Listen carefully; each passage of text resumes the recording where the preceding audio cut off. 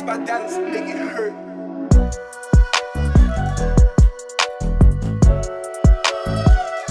Hello everyone, कैसे हैं आप सब। I hope you all people are doing good, great and safe at your places. मेरा नाम है पलक राजपूत, आप सभी की कॉमर्स वाली दीदी एक बार फिर से स्वागत करती हूँ आप सभी का पढ़ ले 11th कॉमर्स पे। And first of all a very very happy Dhanteras to all of you and happy Diwali भी।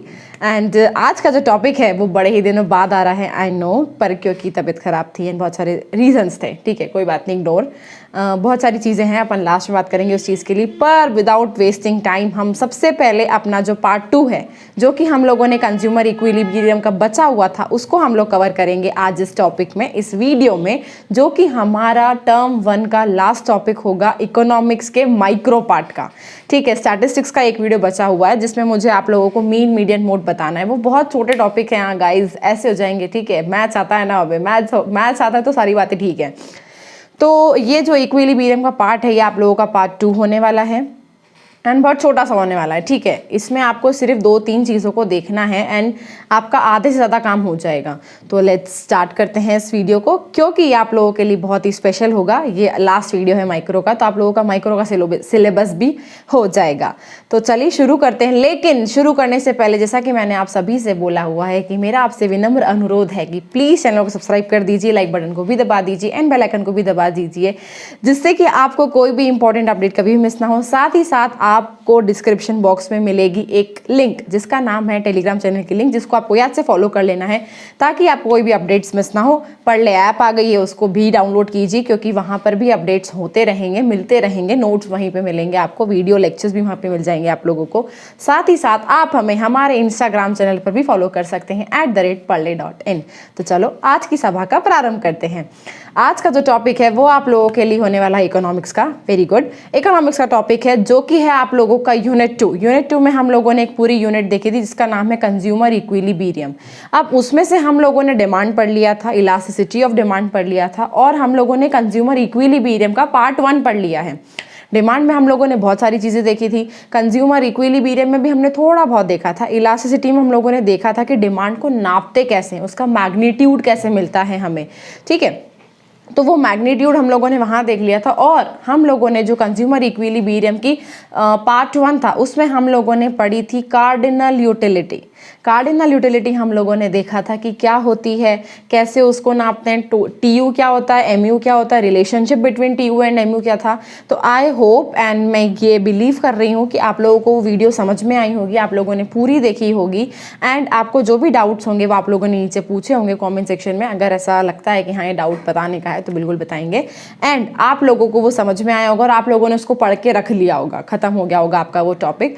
तो क्योंकि अभी एग्जाम्स आप लोगों के दिवाली के बहुत जल्दी, दिवाली के बाद आ जाएंगे, आप लोगों के टर्म 1 के एग्जाम्स कभी भी हो सकते हैं, अब 11th क्लास के लिए कभी भी हो सकते हैं, तो उसके लिए हमें प्रिपरेशन करनी रहेगी। ठीक है, तो आप लोगों का ये टॉपिक है कंज्यूमर इक्विलिब्रियम, जिसका आप लोगों को पार्ट 2 पढ़ना है और उसमें भी आपको कंज्यूमर इक्विलिब्रियम ही पढ़ना है आज।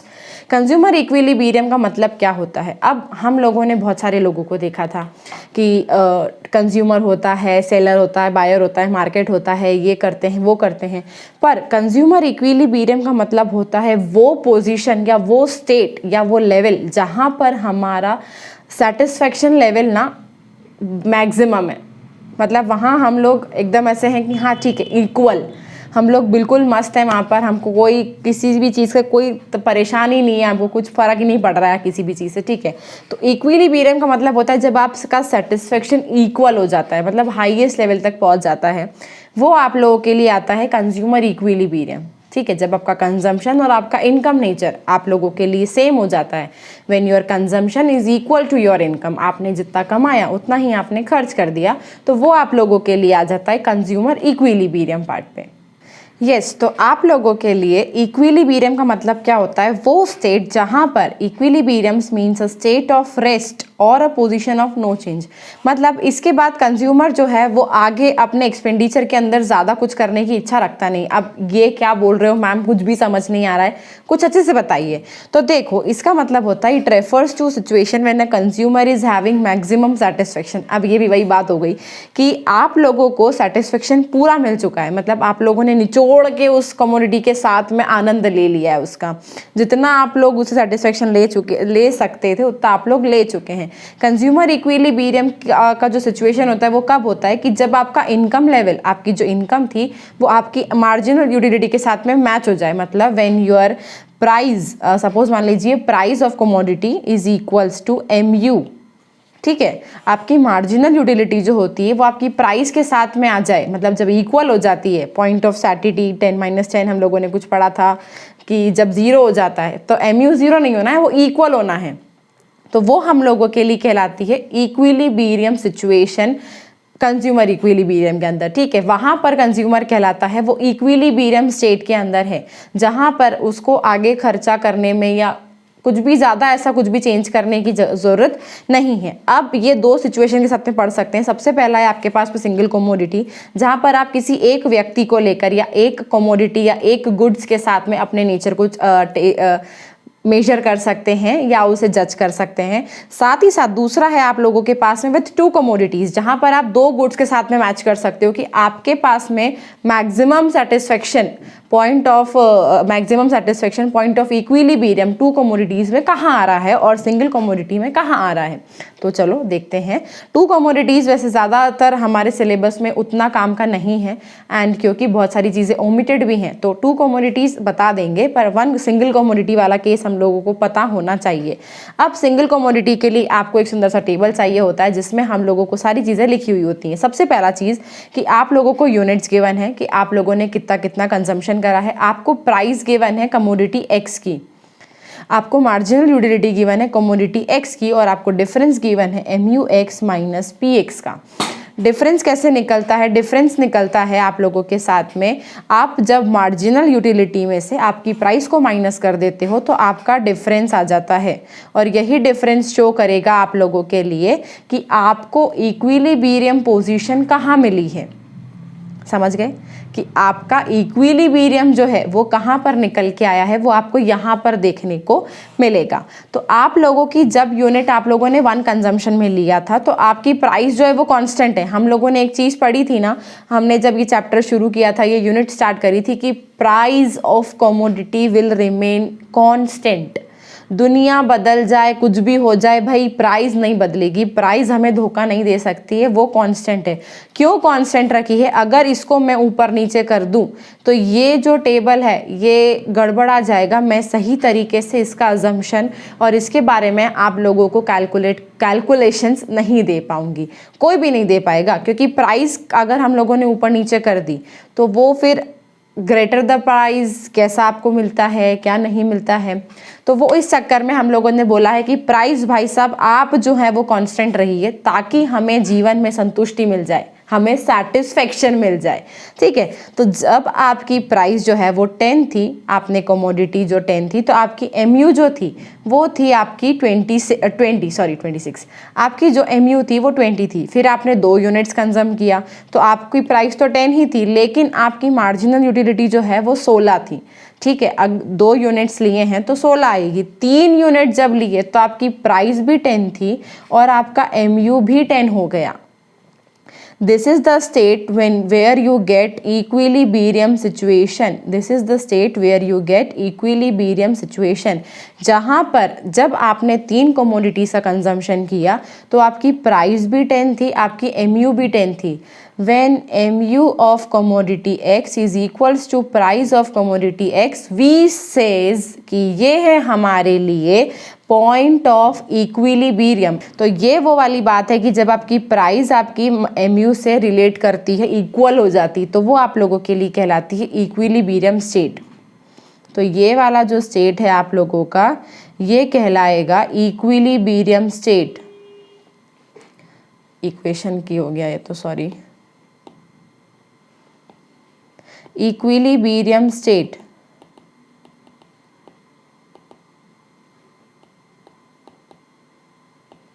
अब उसके बाद में जब आपने 4th कमोडिटी को कंज्यूम किया तो आपकी प्राइस तो सेम ही है, उसका तो कोई बदलने का रोल ही नहीं है, उसको तो बोल ही रखा है कि अगर तुमने धोखा किया तो फिर देख लेना। तो प्राइस तो सेम ही है, तो 4 कमोडिटी की कंजम्पशन में मुझे MU भी 4 ही मिला। ओके, तो ये जो बात है आप लोगों की कि जब आप लोगों ने 4 यूनिट्स कंजम्पशन में लिए तो आपकी एमयू जो थी वो 4 हो जाती है, ठीक है। और डिफरेंस जो होता है, डिफरेंस देखेंगे कैसे आया। फिर आपने 5 यूनिट का कंजम्पशन किया तो अब आपकी प्राइस तो 10 थी, लेकिन आपकी एमयू जो थी वो 0 थी। कि इसके बाद में व्यक्ति को संतुष्टि नहीं मिलती, यहाँ पर उसका संतुष्टि लेवल जो है वो 0 हो गया है कि बस पॉइंट ऑफ सैटिटी हम लोगों ने पढ़ा था। तो ये हमारे लिए पॉइंट ऑफ सैटिटी वाली सिचुएशन है कि 5th कंजम्पशन पे हम लोग जो हैं वो 0 हो गए हैं कि बस अब नहीं खाया जाएगा हमसे आइसक्रीम। एक लेवल तक ही हम लोग खा सकते हैं, एक हद तक हम लोग खा सकते हैं, गले के ऊपर हम लोग नहीं खा सकते हैं। तो ये गले के ऊपर वाली बात है कि जहाँ पर अब इसके बाद जो भी चीज़ें हैं वो गले के ऊपर जाएंगी, बाहर ही आ जाएंगी थोड़े टाइम बाद। तो जब आपकी यूनिट, आपने 6th यूनिट का कंजम्पशन किया तो प्राइस तो 10 ही थी, उससे कोई फ़र्क नहीं पड़ता है, लेकिन आपकी एमयू जो है वो नेगेटिव हो गई है, ठीक है। अगर हम थोड़ा सा रिवीजन लास्ट में करें तो अगर हमारी एमयू 0 है तो मेरी टीयू जो होगी वो कहाँ होगी, सबसे हाईएस्ट, ठीक है। अगर मेरी एमयू नेगेटिव आ रही है तो मतलब अब मेरी टीयू भी डिक्लाइनिंग करना शुरू कर देगी, अब मेरी टीयू भी जो है वो डिमिनिशिंग होना शुरू कर देगी। जब मेरी टीयू नीचे गिर रही थी तो जब मेरी एमयू नीचे गिर रही थी तो मेरी टीयू ज़रूर कहीं ना कहीं बढ़ रही होगी। ग्राफ याद आया, उल्टा यू जो हम लोगों ने लास्ट टाइम पढ़ा था। अगर नहीं देखा है उस वीडियो को तो प्लीज़ जाके देख के आओ, आप लोगों के लिए सबसे पहले वो देखना बहुत ज़रूरी है। तो यहाँ पर आप लोगों ने कंज्यूमर इक्विलिब्रियम में ये देखा कि ये वाली जो स्टेट है मेरे लिए, ये मेरे लिए पॉइंट ऑफ सैटिटी, जहाँ पर मेरी एमयू जो होती है वो 0 हो जाती है और जो मेरी टीयू होती है वो सबसे हाईएस्ट होती है, ठीक है। और फिर उसके बाद तो रुति बदल देती है कि वो अपने आप को नेगेटिव कर लेती है। अब डिफरेंस कैसे निकलता है? डिफरेंस निकलता है आप मार्जिनल में से प्राइस को माइनस करते हो। तो जब 20 में से 10 को माइनस किया तो 10 मिल जाता है, 16 में से 10 गए तो 6 बचे, 10 में से 10 गए तो 0 बचे। जहाँ पर आपकी प्राइस और आपकी एमयू जो है वो इक्वल है, मतलब आपका डिफरेंस जो है वो 0 आना चाहिए। तो वो आप लोगों के लिए कहलाएगा पॉइंट ऑफ इक्विलिब्रियम स्टेट। फिर आप लोग 4 में से 10 को माइनस करेंगे तो ये -10 आएगा, -6 आएगा, सॉरी, हाँ। उसके बाद में 0 में से -10 जाएगा, ये ऐसा लिखा हुआ है 0 - 10 इज इक्वल्स टू -10। ये ऐसा लिखा हुआ है -6 - 10 विल गिव यू -+, लेकिन साइन माइनस का आएगा क्योंकि दोनों ही नंबर माइनस के हैं इसलिए, ठीक है। तो ये -16 आ जाएगा। तो ये डिफरेंस आप लोगों को निकाल के दे दिया गया है। अब आपको इसका ग्राफ देखना है, तो ग्राफ देखने के लिए हमें क्या करना पड़ता है, कुछ सुंदर सी रेखा दीदी को ड्रॉ करना पड़ता है। तो रेखा दीदी हमारे पास में आएंगी कुछ इस तरीके से। आप लोगों का ग्राफ है, जहां पर आप लोगों के ग्राफ में आप लोगों को ये देखने को मिलेगा कि जब आपकी कमोडिटी 1 पर थी तो आपका कंजम्पशन था 20 समथिंग। यहाँ जब आपकी कमोडिटी 2 पर शिफ्ट हुई तो आप लोगों का एमयू जो था, मार्जिनल यूटिलिटी, वो हम लोगों की थी 16 समथिंग। यहाँ मतलब ये पॉइंट आप लोग स्केल से मार्क कीजिएगा जब आप लोग ड्रॉ करोगे कॉपी में ग्राफ को। तो pencil, scale, rubber, sharpener, eraser, सारी चीज़ें अपने एक के ऊपर एक आनी चाहिए, टेढ़ा मेढ़ा कुछ भी नहीं होना चाहिए, ठीक है। तो ये वाला जो पॉइंट ऑफ सैटिटी है ये 5th वाले पर आना चाहिए, क्योंकि हम लोग 5th वाले पॉइंट के ऊपर पॉइंट ऑफ सैटिटी को देख रहे हैं, जहाँ मेरी एमयू जो है वो 0 हो चुकी है। जहाँ मेरी एमयू जो है वो 0 हो चुकी है, ये मेरे लिए कहलाता है पॉइंट ऑफ सैटिटी। और एक और चीज़, जहाँ पर पॉइंट ऑफ इक्विलिब्रियम का जो स्टेट है वो है मेरे लिए यूनिट्स नंबर 3। जब मैंने 3 लोगों का कंजम्पशन किया तो मुझे मेरा इक्विलिब्रियम लेवल जो है वो मिल चुका है, ठीक है।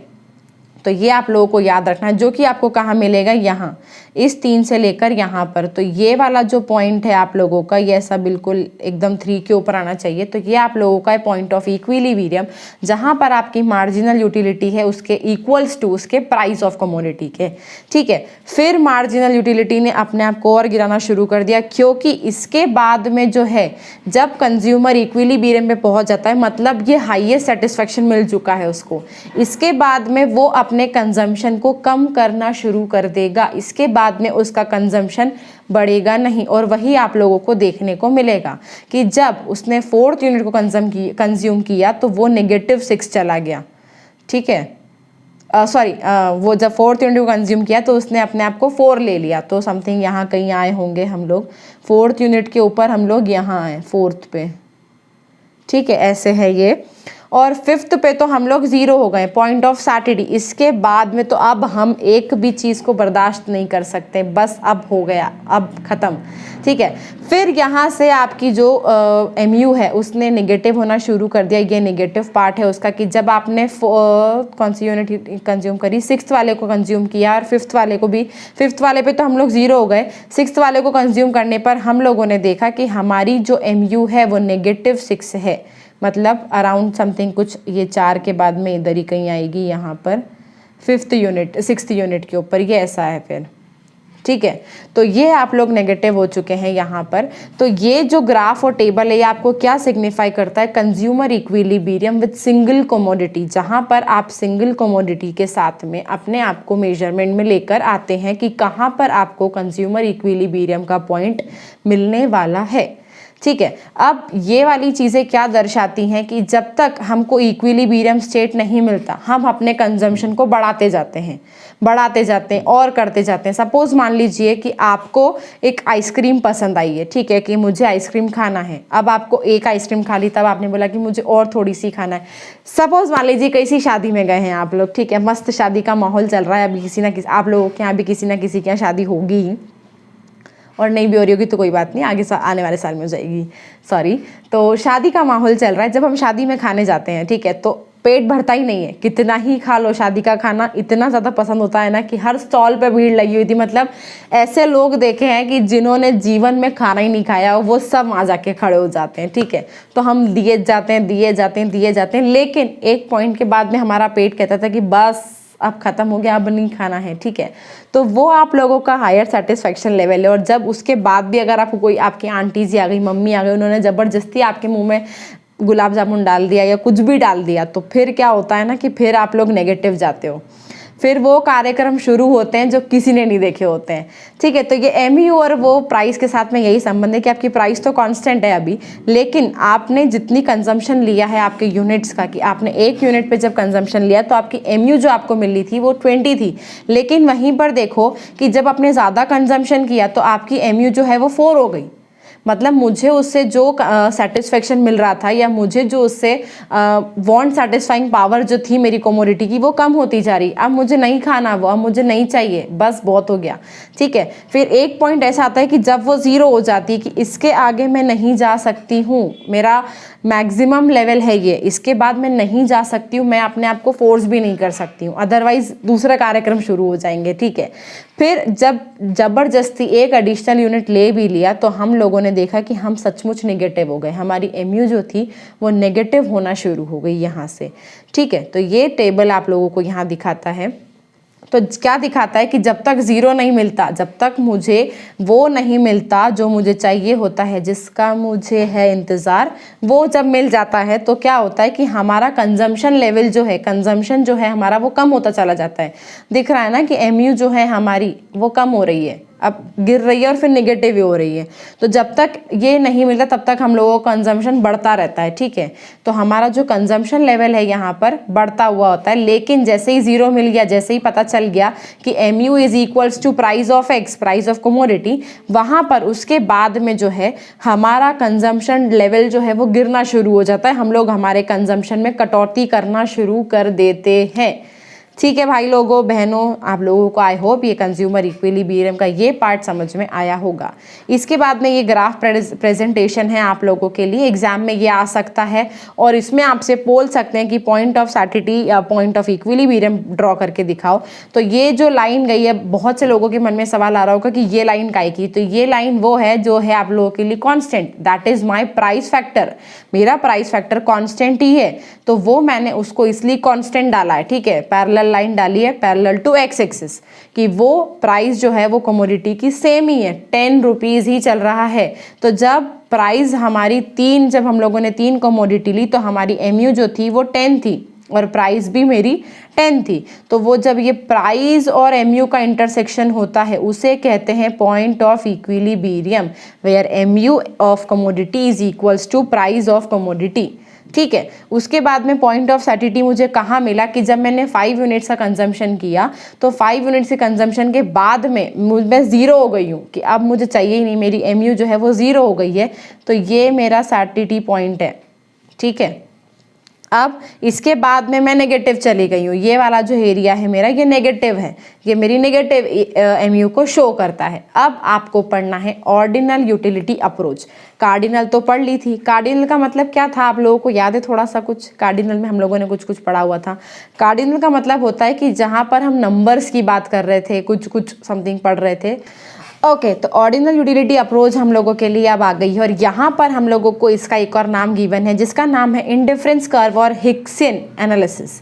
आप लोगों को एग्जाम में बोल सकते हैं कि इंडिफरेंस कर्व बताओ या हिक्सियन एनालिसिस बताओ, तो आप लोगों को ऑर्डिनल यूटिलिटी अप्रोच को ही दिखाकर आना है। अब कार्डिनल में क्या था कि हम रैंक नहीं दे रहे थे, हम 1 2 3 4 नंबरिंग कर रहे थे, ठीक है। लेकिन क्या हुआ कि जो मॉडर्न इकोनॉमिस्ट आए उन लोगों ने उस अप्रोच को बोल दिया हमें तुम्हारी ज़रूरत नहीं है, तुम हमें सही तरीके का कैलकुलेशन नहीं दे रही हो। तो फिर उन लोगों ने एक नए कैलकुलेशन को लेकर आए and that is ordinal utility approach, जहां पर व्यक्ति क्या करता है, रैंक देना शुरू करता है, अपनी प्रायोरिटीज को भी प्रायोरिटाइज करता है, ठीक है। प्रायोरिटाइज योर प्रायोरिटीज, ठीक है। उन्होंने बोला है, ये बात बोली है, ये एक थॉट भी है कि प्रायोरिटाइज योर प्रायोरिटीज। आपको अपनी जो प्रायोरिटीज़ हैं उनमें से भी आपको प्रायोरिटाइज करना चाहिए कि मेरे लिए सबसे पहले कौन है। सपोज मान लो एक थोड़ी सी अलग सी बात है कि फ्रेंड्स में हम देखते हैं ये मेरा बेस्ट फ्रेंड है, ये मेरी बेस्ट फ्रेंड है, लेकिन अब ये दोनों बेस्ट फ्रेंड्स हैं, आप लोगों के लिए जिगरी दोस्त हैं, चड्डी बड्डी यार हैं, हम लोग एक दूसरे के मस्त हैं, पर इन दोनों में से भी पहले कौन आता है कि अगर मैं मुसीबत में हूँ या मुझे सबसे ज़्यादा इम्पॉर्टेंट बात पता चली है या मुझे कोई खुश खबर मिली है तो मैं किसके पास जाऊँगी, ठीक है, वेदर फ्रेंड ए और फ्रेंड बी।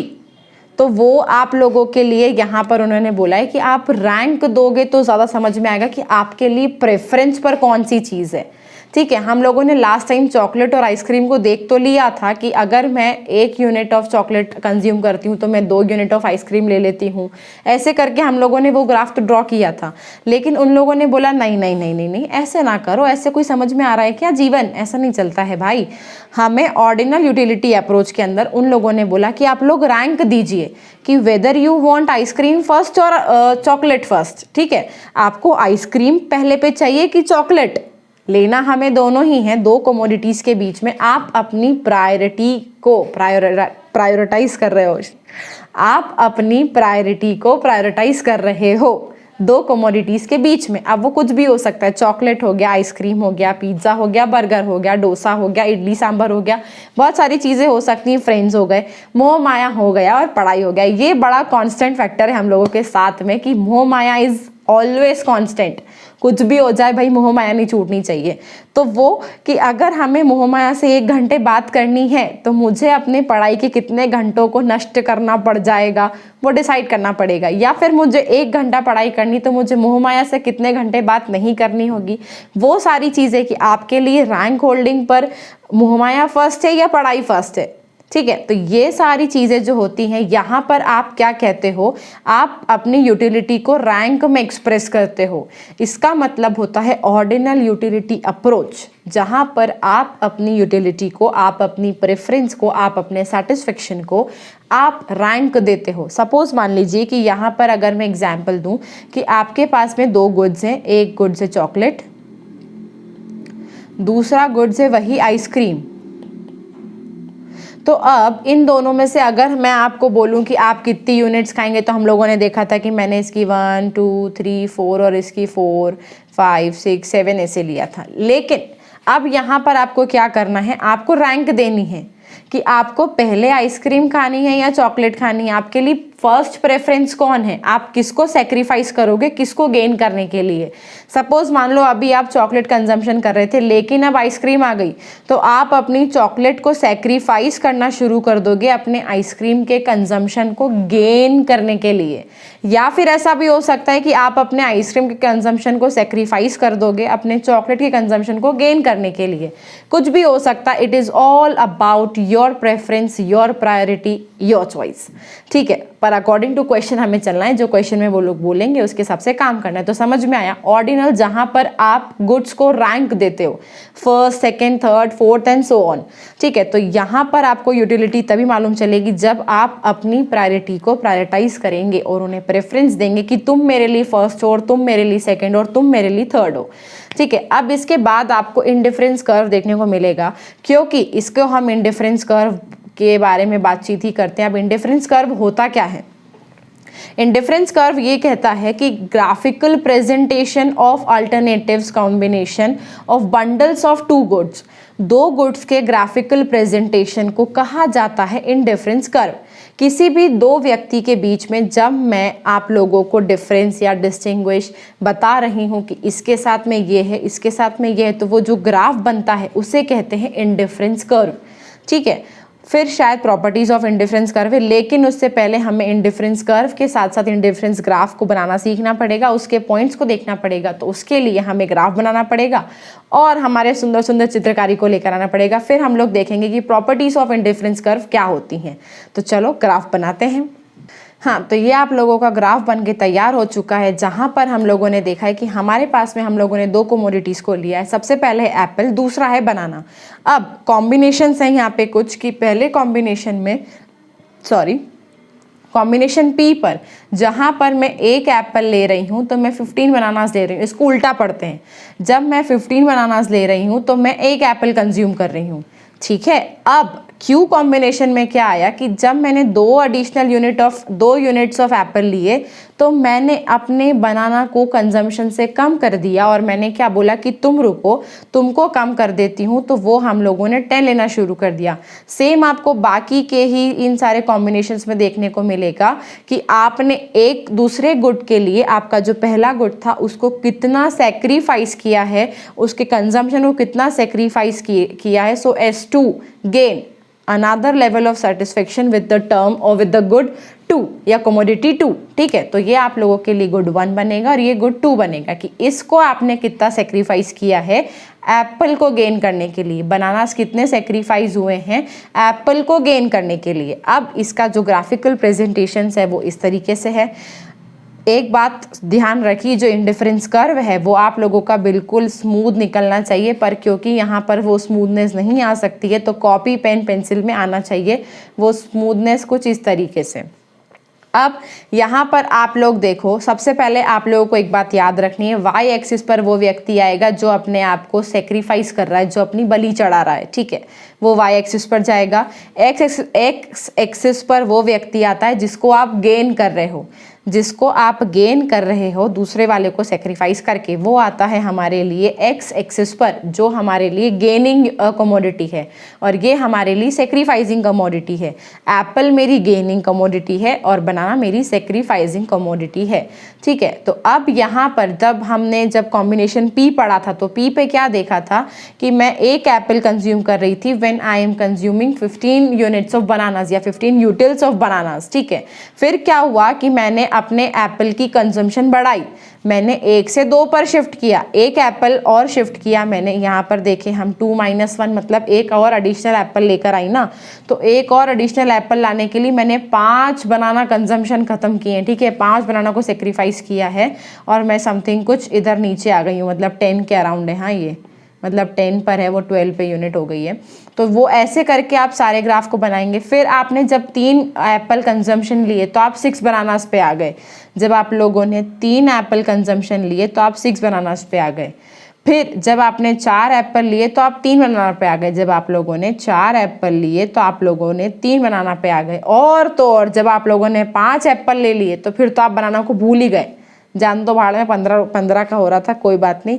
तो फिर आप लोग आ गए डायरेक्टली 1 कंजम्पशन पर, 1 यूनिट ऑफ कंजम्पशन पर आप आ गए। इस ग्राफ को प्रॉपर ड्रॉ कीजिएगा। अब यहाँ पर आपको क्या शो होता है कि जब आप 15 यूनिट्स ऑफ बनाना ले रहे थे तो आपने 1 यूनिट्स ऑफ ए लिया था, ठीक है।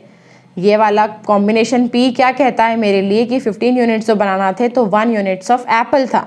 फिर कॉम्बिनेशन Q क्या कहता है कि 10 यूनिट्स जो बनाना थे तो 2 यूनिट्स ऑफ एप्पल थे। कॉम्बिनेशन R क्या कहता है मेरे लिए 6 यूनिट्स जो बनाना थे तो 3 यूनिट्स ऑफ एप्पल हुए। फिर कॉम्बिनेशन S क्या कहता है मेरे लिए कि 3 यूनिट्स जो बनाना थे तो 4 यूनिट्स ऑफ एप्पल हुए। और last but not the least combination मेरे लिए क्या होता है, और ये सारे पॉइंट एडजॉइनिंग है, ठीक है, इनको ज्वाइन करके ही बनाना। तो टी वाला कॉम्बिनेशन क्या कहता है कि जब मैंने एक बनाना कंजम्पशन किया तो मैंने 5 एप्पल को गेन किया है, ठीक है। तो ये आप लोगों के लिए इंडिफरेंस कर्व का ग्राफिकल प्रेजेंटेशन है कि आप दो कमोडिटीज़ के साथ में किसको प्रेफरेंस दे रहे हैं। एक आपकी बनेगी सेक्रीफाइसिंग कमोडिटी, दूसरी बनेगी आपकी gaining commodity. Sacrificing commodities banana and gaining commodity is Apple here, ठीक है। तो ये आप लोगों का प्रेजेंटेशन है। वाई एक्सिस पर सदैव सदैव सदैव सेक्रीफाइसिंग यूनिट ही आती है और एप्पल जो है वो आप लोगों की, क्योंकि गेनिंग है तो वो आप लोगों के एक्स एक्सिस पर चले जाएंगे, ठीक है। एक और बहुत इंपॉर्टेंट बात है, हम लोगों ने बहुत सदियों पहले एमआरएस के बारे में बात करी थी, मार्जिनल रेट ऑफ सब्स्टिट्यूशन, ठीक है। डिमांड में शायद पढ़ा था हम लोगों ने, जहाँ पे हम लोगों ने स्लोप वोप देखा था, स्लोप पढ़ना सीखा था हम लोगों ने कि स्लोप कैसे होता है। तो यहाँ पर भी आपको एमआरएस देखना है, जो कि आप लोगों को क्या दिखाएगा, मार्जिनल रेट ऑफ सब्स्टिट्यूशन। वो क्या होता है कि आप एक यूनिट को गेन करने के लिए आप कितनी यूनिट सेक्रीफाइस करते हो वो व्यक्ति आपको यहाँ दिखाता है। तो वो कैसे निकलता है, वो इस तरीके से निकलता है कि मार्जिनल रेट ऑफ सब्स्टिट्यूशन कैसे आता है कि जब आप अपने सेक्रीफाइसिंग यूनिट से को गेनिंग यूनिट से डिवाइड कर देते हैं, सेक्रीफाइसिंग यूनिट को गेनिंग यूनिट से डिवाइड कर देते हैं, तो आपका एमआरएस आता है। अब सेक्रीफाइसिंग यूनिट कैसे निकलेगी कि मैं जब 15 बनाना यूज़ कर रही थी, अब ये मेरे लिए सेक्रीफाइसिंग यूनिट है। सेक्रीफाइसिंग कमोडिटी, सेक्रीफाइसिंग गुड मेरे लिए बनाना है। पहले मैं 15 ले रही थी, अब मैं 10 ले रही हूँ, ठीक है। तो मैं उसमें से इसमें से कितने लोगों को सेक्रीफाइस किया है, तो मुझे चेंज निकालना पड़ेगा, ठीक है। तो मुझे चेंज निकालने के लिए यहाँ पर आप लोग ऐसा कर सकते हैं कि आपका चेंज इन बी फॉर हमारे लिए बनाना है अभी, तो आप लोग चेंज निकालोगे, change in sacrificing unit that is B upon change in A, ठीक है। गेनिंग यूनिट कैसे निकलेगा कि पहले मैं एक कंजम्पशन ले रही थी, अब मैं 2 कंजम्पशन कर रही हूँ, तो वो गेनिंग कैसे आएगा कि मैं 1 - 2 करूँ या 2 - 1 करूँ, 1 आना है, माइनस प्लस का आप लोगों को यहाँ पे साइन को इग्नोर मारना है अभी, ठीक है। हम लोगों ने पढ़ा था कि हम फॉर द कन्वीनियंस हम लोग साइन नेगेटिव इग्नोर कर देते हैं, ठीक है। तो ये आप लोगों का यहाँ पे आ जाता है कि आपने एक एडिशनल एप्पल के लिए कितने बनानास की यूनिट को सेक्रीफाइस किया है। तो यहाँ पर कितनी एडिशनल यूनिट है, 1 यूनिट, क्योंकि 1 से 2 पर स्विच किया, मतलब एडिशनल तो 1 ही लिया है। तो आपने बनानास कितने सेक्रीफाइस करें, 15 कंजम्पशन कर रही थी, अब 10 कर रही हूँ, तो मतलब 5 बनाना को मैंने सेक्रीफाइस कर दिया है टू गेन 1 एप्पल यूनिट या 1 कमोडिटी ऑफ एप्पल, ठीक है। 1 unit of Apple commodity, 1 unit of Apple, ठीक है। तो मैंने कितने बनाना को सेक्रीफाइस किया है, 5 बनाना को सेक्रीफाइस किया है। तो अब ये कुछ थोड़ा सा आपकी दिमाग पे ऐसा आ रहा है कि हम लोगों ने जब एमआरएस के बारे में तब भी बात करी थी, तो हम लोगों ने ये चेंज पढ़ा था, फिर वो कुछ एंगल बनाया था, तो वो एंगल वाली बात यहाँ भी आ जाती है आप लोगों के लिए। दैट इज़ वाई आप लोग सही जान रहे हैं कि आप लोगों का जो एमआरएस होता है, एमआरएस को आप इसलिए स्लोप ऑफ इंडिफरेंस कर्व भी कहते हैं, ठीक है। MRS is also known as slope of indifference curve,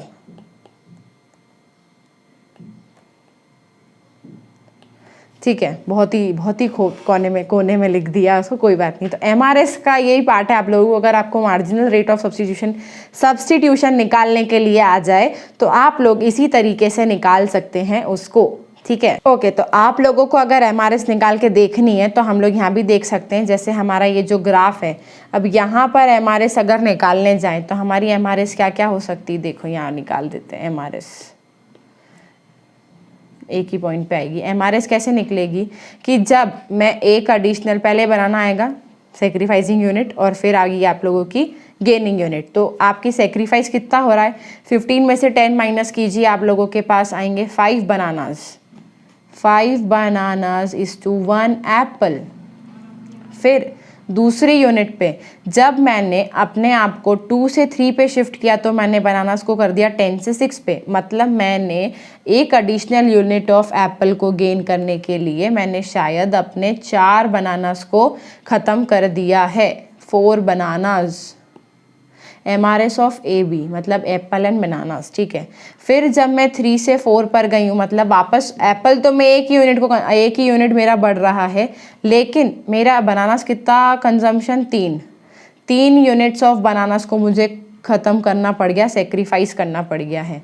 फिर जब मैं 4 से 5 पर गई हूँ, ठीक है, सॉरी 1 से 2 पर आए थे तब इतना, जब मैं 3 से 4 पर गई तो मुझे 1 यूनिट ऑफ एप्पल मिला है वापस से, और मेरे को सेक्रीफाइस करने को मिल गया है 6 से 3, तो मतलब 3 बनानास। तो पहले भी तो वही आए होंगे ना, 10 से 6, 6 से 3, हाँ। फिर जब 4 से 5 पे गई तो मुझे मिला 1 Apple of commodity, 1 Apple commodity, और फिर मुझे सेक्रीफाइस 3 से 1, that is 2 units of bananas. ठीक है, इसके आसपास देख लूंगी मैं इसको।